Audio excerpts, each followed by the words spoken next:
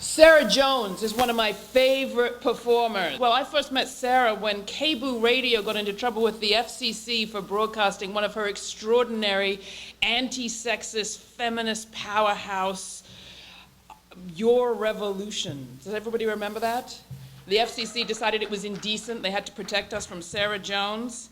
And then a few years later, they decided it wasn't indecent after all because she sued them, and she won. Sarah Jones then went on to spawn an army of characters because, hey, we didn't provide her enough of an army. She needed to make up one. And I recommend this as a tactic for everybody. If you don't feel like you have a posse, make up one and be that posse. Sarah goes nowhere without her posse. She's an award-winning, Tony Award-winning playwright whose fans include Meryl Streep, First Lady Michelle Obama, who invited her to the White House not long ago.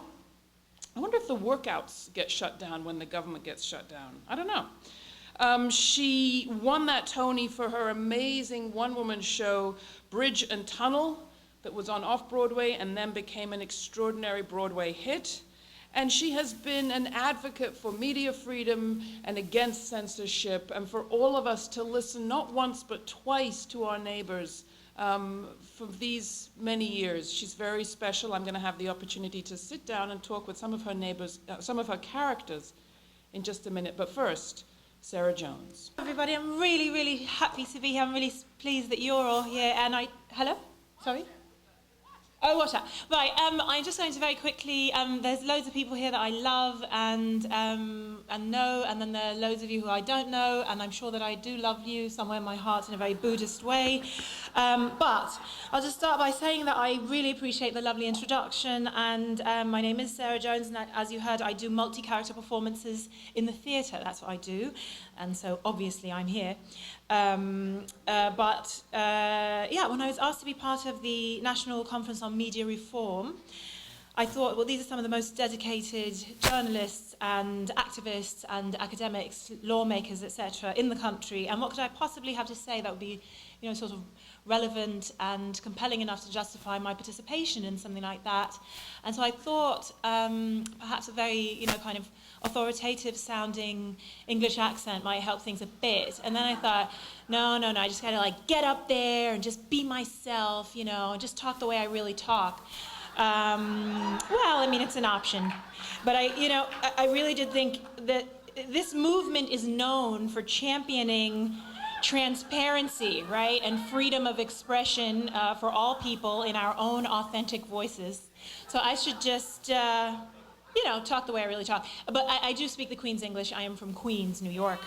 But yay, Queens!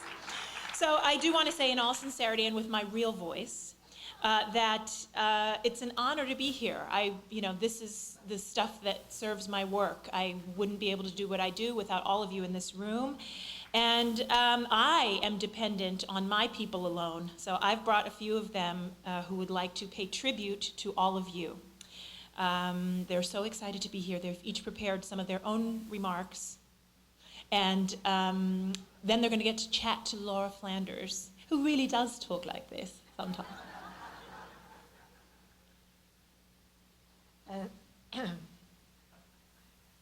Okay. This is wonderful. Okay. Yeah. Okay. How wonderful to be here with every one of you. Thank you so very much. Oh, thank you. I haven't even said anything yet. Okay. Hi, sweetheart. Okay. My name is Lorraine LaVine, and I'm quelling to be here with all of the luminaries you have. Lawrence Lessig, who just left this stage, my God, I can't even tell you, I've been a Nation associate and contributor since before some of you were born. Not this section. Okay. But anyway, I am here.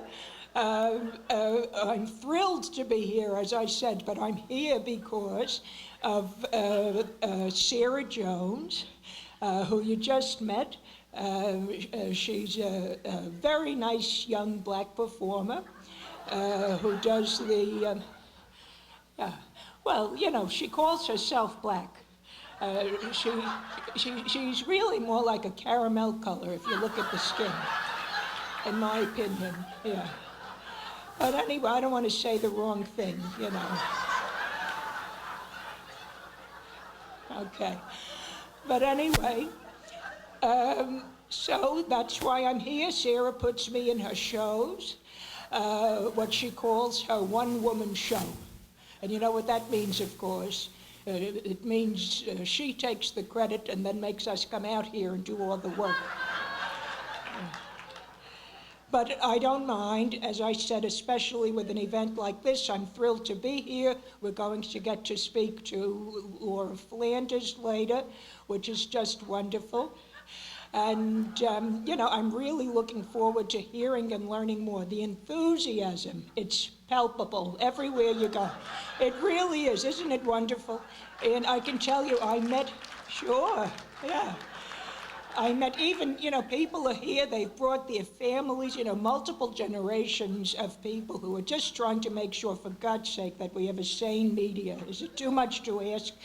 Anyway, I met, you should have seen in the elevator, this wonderful family, and even the kids, you know, they're so kind of vocal about their media and their, you know, I used to worry half the time all they care about is my face and the Facebook and all the rest of it.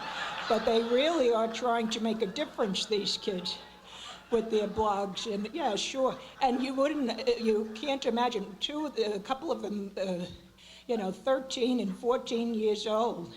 You know, and I thought to myself, I have candies in my purse older than 13. But anyway, I'm excited to be here, and we'll talk more in a bit. Okay?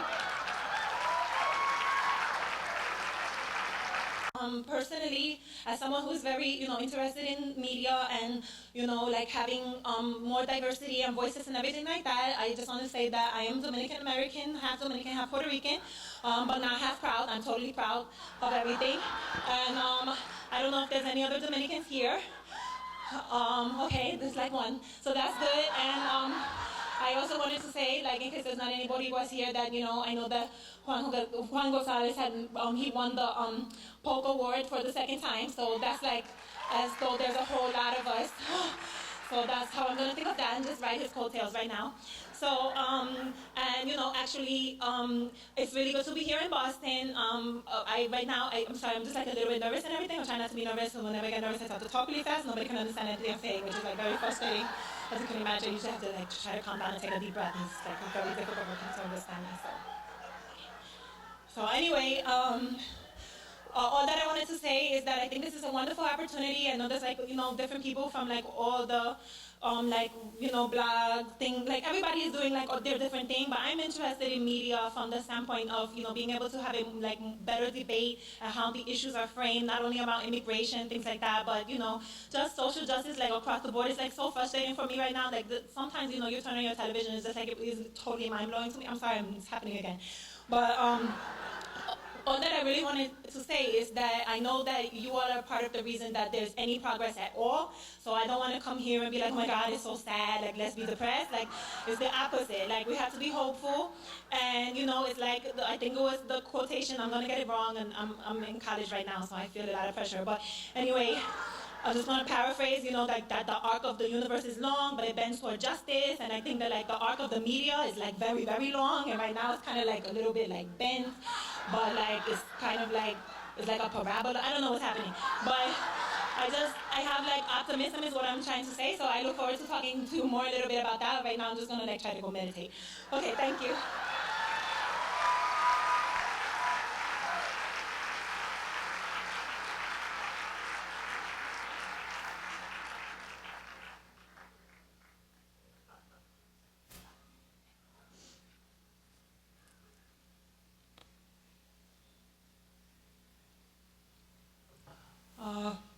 Good evening. My name is Pauline Ning. This is a great honor and opportunity to speak to you today.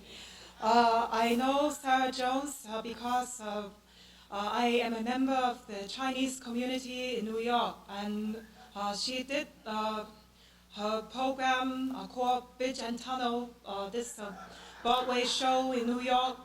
I told her, okay, I don't mind to talk to her, maybe share my experience as an immigrant. But I told her before some years ago, I don't like to give some speeches outside my community because I feel as an immigrant, my English is not good for speaking. But then she told me, don't worry, just like Arnold Schwarzenegger, I try anyway. But I also want to say I think this is very important to talk about how people are portrayed in the media, and that all people deserve to have equal time and to be given their respect for their story. And I think even just now, this young lady, when she was just speaking before, that was so fast. So very fast, I started to feel heart palpitation and just a little bit shortness of breath. But I agree that all people have to have that access, and I know that's what you talk about with your conference. So I want to participate. I think you should have translation service. That's just for maybe you consider. I know that's called free press, so I give you some free suggestion. Thank you, 谢谢. I will speak to you more after a few more people, hopefully that they speak more slowly to be understood. Thank you.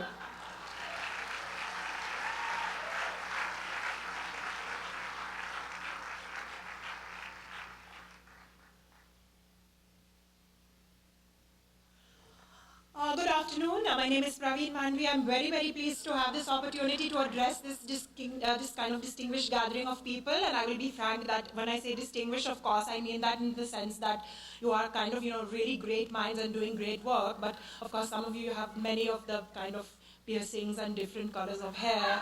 So it is a different meaning of distinguished than the typical. But I respect, of course, all the different approaches that people have to their personal exterior presentation. But as I said, my name is Praveen Manvi. I'm originally from India, actually, but I'm based here in the US, and I'm quite grateful to have this chance to kind of engage in that dialogue. And I want to say that, kind of Sarah Jones, I met her because she became a UNICEF Goodwill Ambassador, and she was touring around India. And she's a nice woman, a bit tall, but other than that, she really did fit in quite well. And we were talking about kind of this problem that around the world, we have this lack of kind of not only access to, more kind of spirited debate and, kind of rigorous shaping of how the conversation will be, but just the most basic kind of information is being framed in these most insane ways that kind of, if you go outside, if it's raining, that they will say, well, we should listen to the other side that says it's not raining. But I'm standing here, we are being drenched. Yes, but we should really give equal time to the people who say there is no precipitation at this time. So I want to only say that I think that, yes, okay.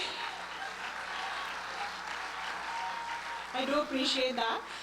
So obviously I'm quite pleased to be here, and not only for that reason, but the fact that I actually am doing work in human rights, and typically my work, I was so pleased to know we will be here in Boston because usually I'm taken to Washington, D.C., and no offense to any lawmakers present, but usually there I must attend meetings, kind of mingling with some politicians who are trying to make me feel comfortable by telling how often they are eating the curry in Georgetown. So it's just refreshing to be here, and kind of I look forward to kind of enjoying let us say, people who are kind of thinking about these things at a deeper level. So thank you very much. So far you are throwing a cracking good party. Okay, we'll see you shortly.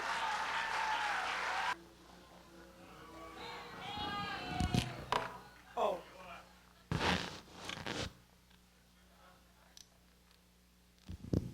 Hi, first of all, my name is Rashid. I'm gonna say this real quick. I'm the only dude up here.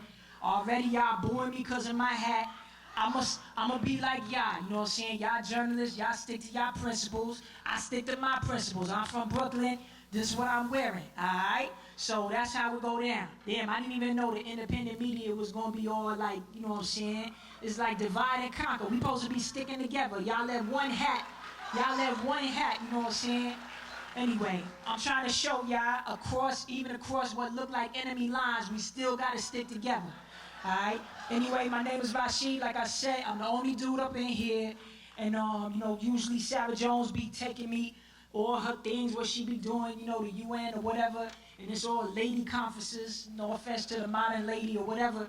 But they up there doing they thing where they talk about, issues with the lady, saying women, or whatever name y'all calling yourself right now that's respectful. So, I'm saying, I'm just glad to be here, with more diverse, people and everything like that. And, I ain't want to come up here just bogart while the ladies is talking, just interrupt, the ladies is trying to say their thing, and I just come up here, and just get all Kanye or whatever. I'm saying, I'm just trying to, maintain, say what I got to say. But obviously, as a black man in this country, I got an interest in some other news than what they call in the news right now.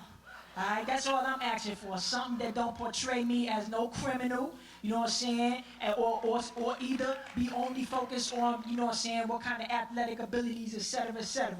I also have a mind. I also have something to contribute, so I would like to get on board with y'all changing this media right here, because right now it's saying this, what they doing right now is not hot.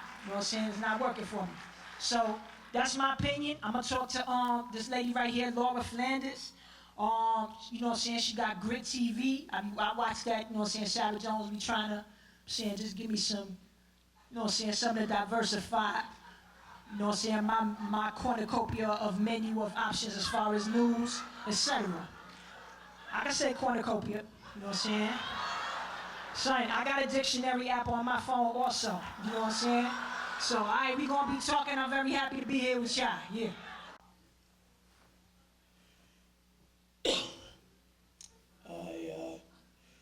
Good evening, my name is Gary. I just want to say that I'm moved by the sight of this group, and you all may also be moved. You may not quite understand why just yet, but Sarah Jones invited me here today because I like to share my experience as a Native American and also as someone who is concerned with community activism. But being here in Boston, other places where I go with Sarah Jones, I can tell you, first of all, I usually introduce myself by first name. And I take the temperature of the room before I share my given name, my surname. And I'll give it to you now. I don't know if it's printed in your literature, but it is as it's printed there. It's not a typo. It is Weaselhead. Yes, and as I say to folks when I'm talking to the politicians like I did earlier today, even though it would have seemed like an obvious choice, no, I did not go into politics. That goes over a lot better here than it does in Washington. But I can tell you I'm a member of the Blackfeet Nation, and some people, our societies are so segregated. Just when they see me, they're so shocked. They look like I just jumped off the Land O'Lakes butterbox. But I can assure you that we are still here, and some of us are doing our community outreach, and we appreciate your sense of humor. And I always like to say, I'm proud of mine. I get mine from my mom. She's not like me, though. She's very dry. But I find that the best thing I can do is come out and share my experience, and the only way I can do that is by connecting with people like you, because I can tell you Rupert Murdoch is not returning my calls. So I'll be talking to you. Thanks.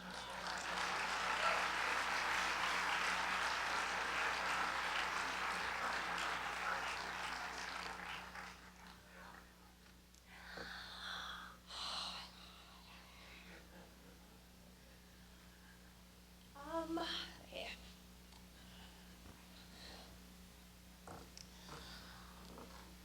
Hi guys, hold on. Okay.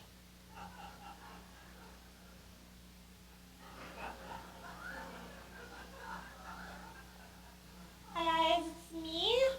It's Bella. I'm at the NCMR. Okay. Hi guys, my name is Bella. I'm so excited to be here with all of you today.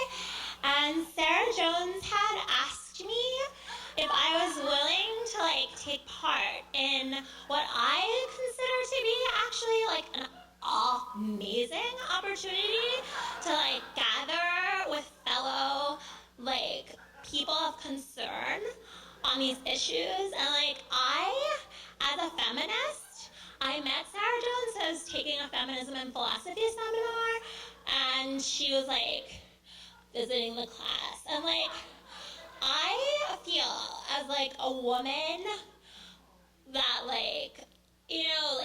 as a sophomore even, that I can contribute my voice, and that women have to create not only relationships with our allies, but also that we have infinite potential to totally reach out across not only with me and Sarah Jones, the fact that she is a person of color, but that I also consider myself in some ways to be a person of color, except that that color is a pinkish beige color, but that it is part of a spectrum where I can recognize myself in a hierarchical structure and try to be an ally. So in that same way, I try to reach out.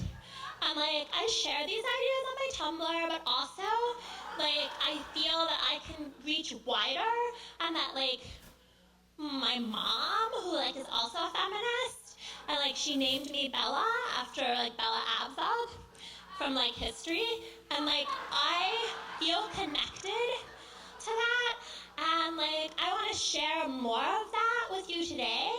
So I look forward to totally continuing this amazing avenue with you guys.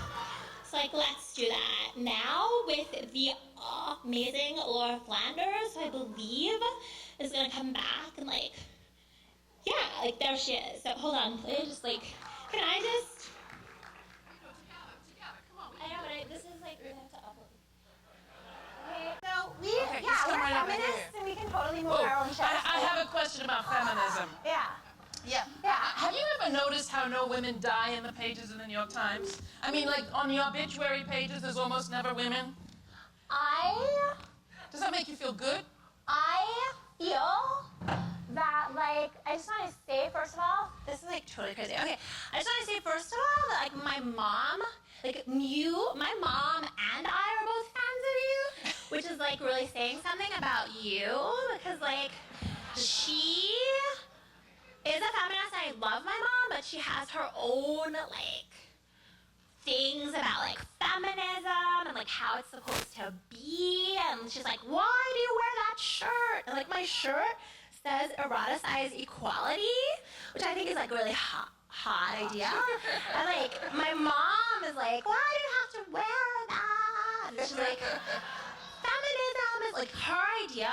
Feminism is Eileen Fisher, but and I just think that that's not the only way you can be feminist and be hot.